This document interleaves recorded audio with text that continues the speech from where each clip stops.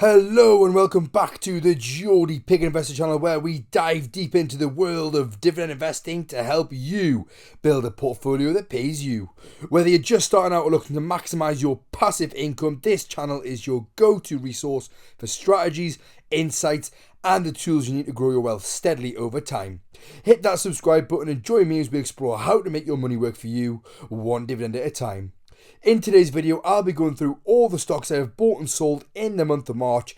This is a video that's been requested a few times and I received great feedback from it last month, so I thought I'd continue showing you all of my buys and sells each month, as you know how I like to be as transparent as possible on my channel. This was a less action-packed month compared to last month due to the fact that my ISA is now maxed out, so although I'm very happy to hit this milestone for the year, I'm also very much looking forward to being able to consistently buy stocks and ETFs again from the month of April moving forwards. Due to this, it's meant I haven't invested as much and had to be very selective on my buys this month, and for the first time in a long time, I've actually not sold out of any positions. If you haven't watched February's video, then I'd recommend checking it out, as I sold out of a few different ETFs and stocks and reallocated a lot of capital elsewhere.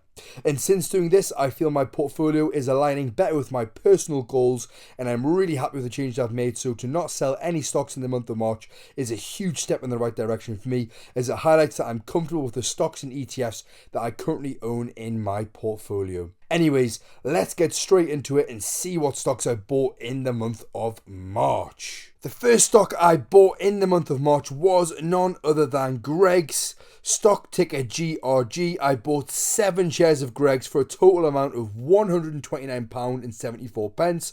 So my new position size is now £316.94. This is actually a position I only just started in February, and with, like I say, my ISA allowance being close to maxed out, I've not been able to take advantage of the cheaper prices that it's at right now. So hopefully it continues to drop into the month of April and I'm able to add to this position and make it a little bit bigger position in my overall portfolio. The second stock I bought in the month of March was none other than National Grid. I bought 5 shares of this stock for a total amount of £47.55, bringing my new position size to over £1,200 now, and I'm very happy with this size of the holding in my portfolio. And again, I'm still very bullish on National Grid over the long term. I've actually seen some great gains since purchasing into this at the start of March last month. Very nice to see. Hopefully it continues in that trend, as I'm very happy with the holding size I now have within this particular company. The next stock I bought in the month of March was none other than my first ETF purchase of the month, and that was the trusty old Vanguard S&P 500 ETF, where we bought 1.2 shares for a total amount of £102.52, bringing my new position size to now over £7,300. And since purchasing into this, the ETF has dropped even further. It's had a very rough time over the last 4 to 6 weeks, dropping down by nearly 10%, and I'm hoping to take advantage of this, like I say, when the ISA allowance resets at the beginning of April. And the final ETF I purchased in the month of March was the JP Morgan Global Growth and Income ETF. This was actually the last position I bought in the entire month of March. I ended up buying 33 shares. This was spread across the entire month, purchasing them every single Monday on a 4-week basis, and it amounted to a total of £186.57, bringing my overall new position size in this ETF to £4,712.50. And as I mentioned, that was all of the buys and sells for the month. It's actually been the lowest amount of buys I've ever had across a month, due to the fact that, like I've already said, my ISA allowance is now maxed out, but that is going to change somewhat in the beginning of April with the ISA resetting, and I have a fairly decent cash position saved up. So look out for next month's video, as there will be a lot more buys within that one and potentially some sells as well. But as you saw, I did have a quieter month in March and actually ended up spending just under £470 worth on stocks. This £470 was the remaining amount in my ISA allowance for the year, combined with the dividends I received from certain stocks. If you want to see which stocks actually paid me a dividend in March, then please check out that video on my channel. Hopefully moving forward, I can continue this trend of mainly buying with minimal sells, as I really want to focus on solidifying my current stocks and ETFs. Moving forward, let's have a look at all of the main objectives for me in 2025. In this part of the video, I'm going to break down some key points for my investment strategy moving forward, and although you'll probably agree that it is very simple for the most part, I really do think it helps to write it down and remind yourself of what your goals are moving forward. First up is that I want to consistently add money every payday, so that I always pay myself first into my ISA account. This is so important to do in my opinion, as it means you get used to not seeing that money when it comes to payday and really turns investing into a great habit. Next up is for me to have consistent weekly contributions towards my three main ETFs, being VUSA, JGGI and JEPG, working them all up to being around 40% of my overall portfolio. Right now they sit at just under 1/3 of the overall portfolio, which I am really happy with.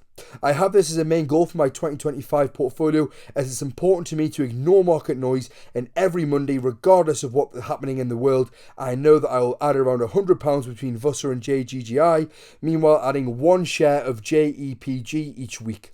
This will be a new non-negotiable that I will do every single week starting from the April 5th in the new tax year. And specifically, I want to keep adding JEPG to the portfolio until they pay me out enough dividends per month so that I can actually buy a full share of that stock again from their dividends by itself. And with the stock being valued at around about £21, that means that I'm around about 25% of the way there, as I receive £5.50 from them already every single month.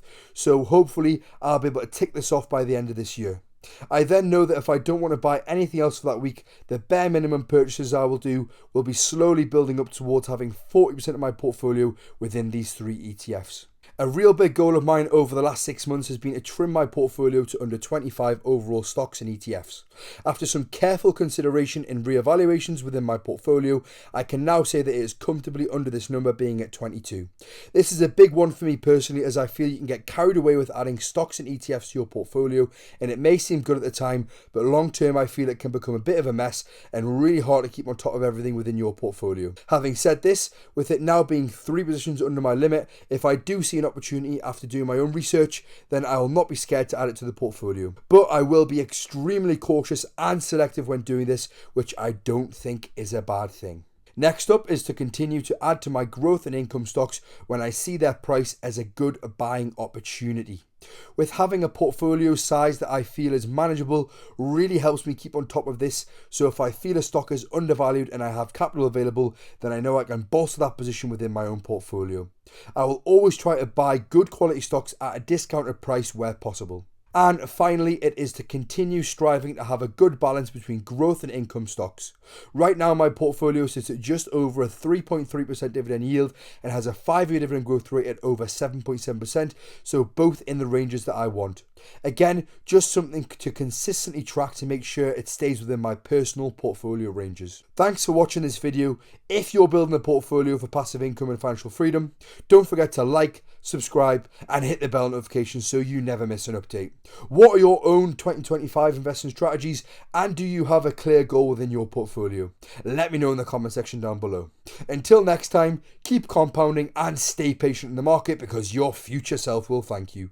For now, this is the Geordie Pig Investor, over and out.